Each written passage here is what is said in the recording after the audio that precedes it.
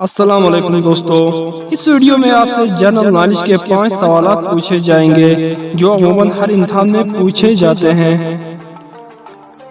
प्यारे दोस्तों, अगर आपने अभी तक मेरे चैनल को सब्सक्राइब नहीं किया है तो अभी कर लीजिए और इस घंटी को जरूर दबाएं। चलिए शुरू करते हैं वीडियो को।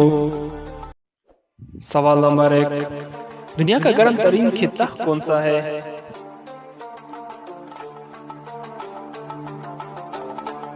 सही जवाब है सारा डिजर्ट। सवाल नंबर 2, नर और मादा मच्छर की उम्र कितनी होती है?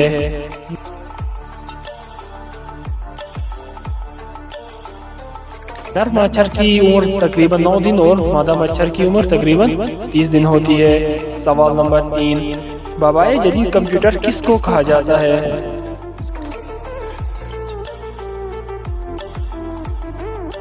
सही जवाब है चार्ल्स बाबेज। सवाल नंबर 4, इंजीनियर बादशाह किसको कहा जाता है?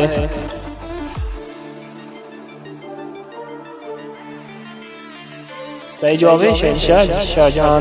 सवाल नंबर 5, कलाई पर बांधने वाली घड़ी कब बनाई गई थी?